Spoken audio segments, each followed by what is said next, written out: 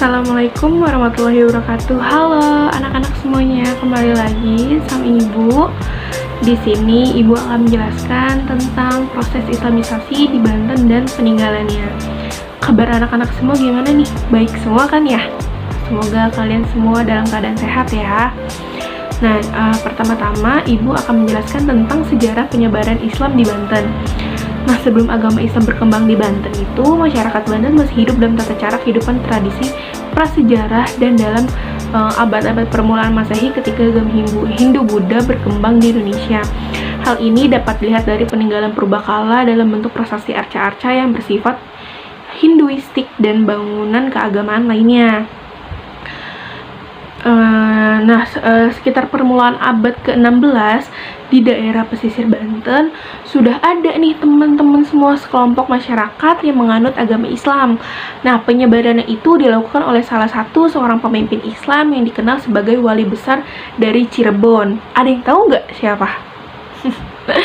Ibu kasih tahu ya, yaitu Sunan Gunung Jati, dan kemudian dilanjutkan oleh putranya Maulana Hasanuddin untuk menyebarkan secara perlahan-lahan ajaran agama Islam di daerah Banten.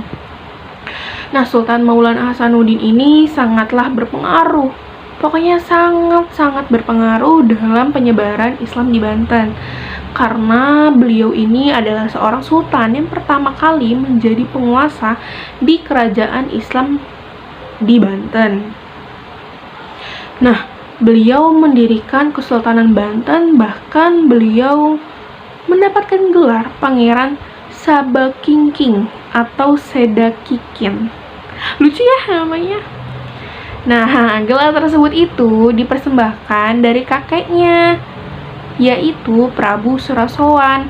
Pada masa itu, Prabu Surasowan menjabat menjadi bupati di Banten. Sultan Maulana Hasanuddin adalah putra dari Syekh Syarif Hidayatullah dan Nyi Kawungaten. Nah, beliau ini adalah seorang sultan yang mengerti akan ekonomi dan politik. Nah, dalam proses Islamisasi dan merebut kekuasaan, tentulah ada persaingan politik dengan penguasa lokal yang saat itu yang dipimpin Prabu Pucuk Umun, Adipati Kerajaan Banten Sunda. Nah, apa sih perubahan itu? Perubahan itu ada 3. Perubahan itu yang pertama itu ada perubahan dalam bidang politik. Nah, Sultan Banten mengubah politik dan pemerintahan yang bersumber dari Hindu-Buddha menjadi politik bernuansa Islam. Banten yang semula hanya sebuah kabupaten dari Kerajaan Banten Sunda kemudian menjadi suatu negara yang berkedaulatan. Nah, yang kedua itu ada perubahan dalam bidang kebudayaan. Nah, perubahan ini dari budaya masyarakat yang bersumber dari ajaran Hindu-Buddha hingga beralih ke budaya yang bersumber dari ajaran Islam, sehingga terjadi akulturasi budaya dan dialog kultural antara budaya Sunda yang Hindu dengan budaya Islam. Nah, yang ketiga itu ada perubahan ekonomi. Maulana Hasanuddin lakukan perubahan ekonomi dengan cara memindahkan pusat pemerintahannya dari Banten Girang ke Surasowan yang berada di pesisir pantai. Hal ini dilakukan untuk menunjukkan independensi kekuasaan termasuk independensi dalam bidang ekonomi. Nah, segitu saja dari anak-anak. Ada yang ingin bertanya?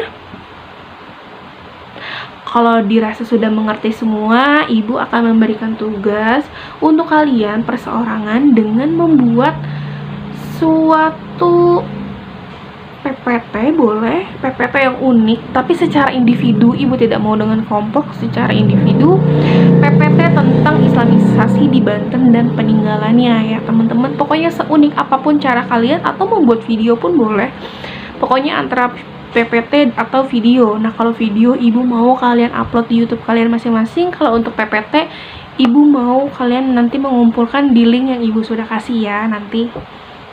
Ya, segitu saja yang dapat Ibu sampaikan. Kurang lebihnya mohon maaf. Wassalamualaikum warahmatullahi wabarakatuh.